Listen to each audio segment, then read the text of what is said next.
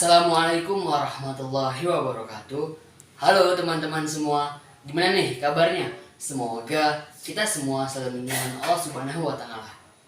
Teman-teman pernah dengar istilah ini gak sih?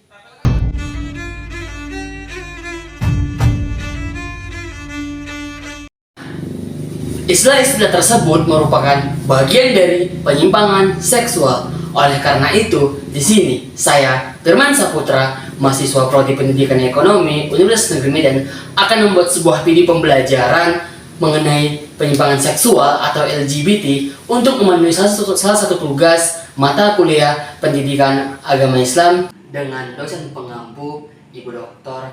Hafni Laila Siregar, SAG, MA.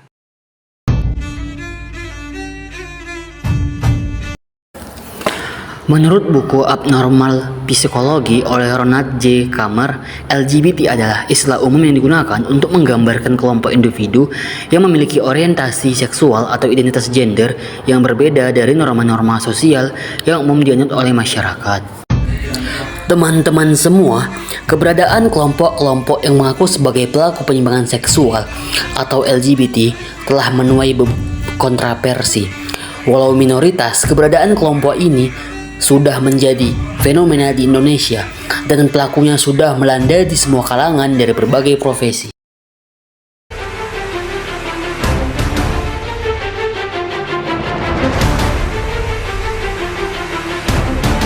Saipul Jamil merupakan salah satu public figure yang telah mengalami penyimpangan seksual. Ditangkapnya Saipul Jamil atas kasus pencabulan anak di bawah umur mengejutkan dunia artis tanah air. Banyak yang menyayangkan Saipul Jamil melakukan penyimpangan seksual, terlebih lagi ia seorang public figure. Kasus penyimpangan seksual saat ini di tanah air sudah menjadi sebuah fenomena. Marak terjadi tak hanya di kalangan artis, namun juga di lingkungan masyarakat. Berbagai pihak menilai orang yang memiliki orientasi seksual menyimpang masuk dalam orang dengan kategori masalah kejiwaan sehingga perlu perlakuan khusus dan jangan di bawah karena umum. Perlakuan khusus bisa berupa pembinaan dan rehabilitasi agar kembali ke norma sosial yang umum.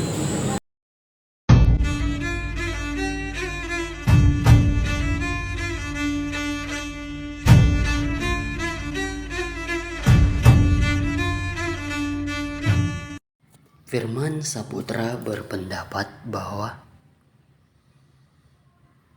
lingkungan pertemanan ataupun pergaulan sangat berpengaruh terhadap seseorang. Jika kita berteman dengan orang baik, maka kita akan juga berperilaku baik juga. Dan sebaliknya, jika kita bergaul dan berteman terhadap orang nakal atau bandel, maka kenakalannya juga akan mempengaruhi kita. Apa yang dilakukan oleh mereka, kita ikuti. Oleh karena itu, kita harus lebih bijak lagi dalam memilih teman bergaul. Boleh bergaul, asalkan tetap tahu batasan. Kemudian Nabila Rizky Ramadhani berpendapat bahwa salah satu faktor yang menyebabkan seseorang berperilaku menyimpang atau biasa disebut dengan LGBT adalah mudahnya mengakses konten LGBT di zaman digital saat ini. Pada era sekarang, semuanya dapat diakses di internet. Banyak anak-anak muda yang dipaksa penasaran dengan LGBT sehingga mereka mengakses konten tersebut di internet. Akibat dari penasaran itu, mereka mencoba hal tersebut ke dalam kehidupan sehari-hari. Rizka Mulyani berpendapat bahwa faktor kurangnya pengetahuan dan agama. Orang yang kurang pengetahuan dan pemahaman agama merupakan faktor internal yang mempengaruhi terjadinya homoseksual. Pengetahuan dan agama memainkan peran yang sangat penting sebagai pondasi pertahanan yang paling ideal dalam mendidik diri sendiri untuk membedakan mana yang benar dan mana yang salah. Menurut Ustadz Rahman, media sosial merupakan salah satu faktor yang menyebabkan terjadinya penyimpangan seksual. Banyak sebagian dari anak muda yang menyalahgunakan media sosial untuk hal-hal yang buruk. HP Android sangat berpengaruh terhadap remaja. Banyak anak sekolah ataupun remaja melihat video-video LGBT yang mengandung seksual yang berasal dari negara lain. Sehingga semakin sering mereka melihatnya, semakin tumbuh rasa penasaran untuk mencobanya. Mungkin yang awalnya hanya sekedar menonton saja, namun lama-kelamaan mereka menirunya. Ustadz Adan Harahap berpendapat bahwa faktor penyebab penyimpangan seksual atau LGBT disebabkan karena faktor lingkungan. Faktor lingkungan menjadi hal utama yang menyebabkan LGBT, baik dari pergaulan, persahabatan maupun lingkungan bangku perkuliahan di kampus. Seperti yang kita lihat, sekarang ini sudah mulai marak muncul LGBT. Dari pergaulan ini pelan-pelan mulai muncul sikap menyukai tataman sejenis di lingkungan perkuliahan atau kampus. Ustadz Ari Gunawan berpendapat bahwa faktor penyebab perilaku penyimpangan seksual atau LGBT karena faktor dari keluarga. Dalam keluarga, diantaranya ketidakefektifan komunikasi keluarga seperti perceraian, orang tua bertengkar di depan anak, peran keluarga yang kurang bersosialisasi serta tidak memiliki hubungan yang baik dengan keluarga. Dari hal tersebut memungkinkan seorang anak masuk ke dunia LGBT karena kurangnya peran keluarga untuk membentuk karakter pada anak. Berdasarkan kajian literatur, faktor penyebab dari perilaku penyimpangan seksual atau LGBT yaitu karena adanya interaksi beberapa faktor sekaligus, meliputi faktor lingkungan, biologis, dan faktor pribadi atau personal atau psikologis. Kenyataan ini menunjukkan bahwa pertemanan menuju perbuatan dan permainan seksual sebenarnya merupakan hal yang tidak wajar. Kematangan seksual tidak selalu sejajar dengan pertambahan usia. Jika pada tahun 1980-an, perilaku homoseksual itu masuk pada perilaku penyimpangan seksual, namun dari tahun 2000, homoseksual telah masuk pada gaya hidup atau lifestyle. Firman Saputra berpendapat bahwa solusi dari penyimpangan seksual yaitu kita harus lebih menyadari lagi bahwasanya hal-hal yang mengarah kepada penyimpangan seksual tidak baik karena pada dasarnya hanya merusak diri kita dan merusak generasi bangsa. Kita harus lebih sadar dan peka terhadap hal-hal yang dapat merusak diri kita.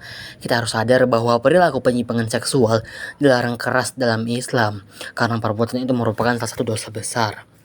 Kemudian, Nabila Rizky Ramadhani berpendapat bahwa solusi dari penyimpangan seksual ini adalah dengan membawanya ke psikolog. Walaupun dari beberapa sumber mengatakan bahwa penyimpangan seksual atau LGBT bukan merupakan suatu penyakit mental, tetapi yang menjadi LGBT dikarenakan trauma yang ditimbulkan, mungkin dari faktor-faktor identitas yang diatasi melalui psikolog.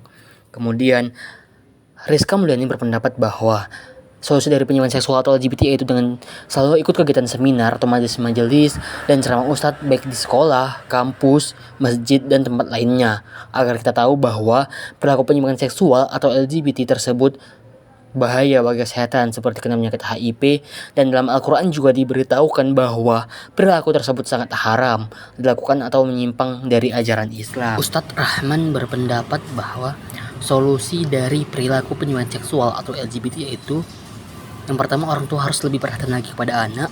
Yang kedua, menanamkan ajaran Islam sejak dini. Yang ketiga, sering menghadiri dan mengikuti kajian-kajian Islam. Yang keempat, tetap selalu beriman dan berpegang teguh kepada Allah dan ajaran Islam. Dan yang kelima itu mempelajari rukun Islam dan rukun iman agar tahu mana perbuatan baik dan mana perbuatan yang buruk.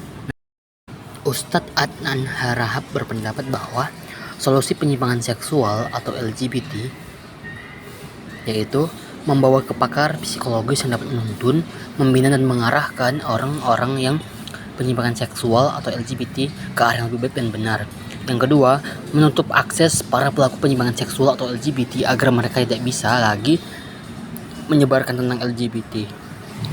Ustadz Ari Gunawan berpendapat bahwa solusi dari perilaku penyimpangan seksual atau LGBT adalah yang pertama menjaga pergaulan. Apabila kita menjaga pergaulan, maka kita akan bisa terhindar dari perilaku tersebut.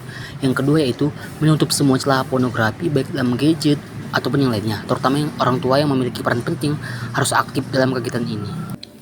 Berdasarkan kajian literatur, solusi dari penyimpangan seksual yaitu sebaiknya ada perguruan tinggi yang secara resmi mendirikan pusat kajian dan penanggulangan LGBT. Pusat kajian ini bersifat komprehensif dan integratif serta lintas bidang studi. Aktivitasnya adalah melakukan penelitian-penelitian serta konsultasi psikologi dan pengobatan bagi pengidap LGBT.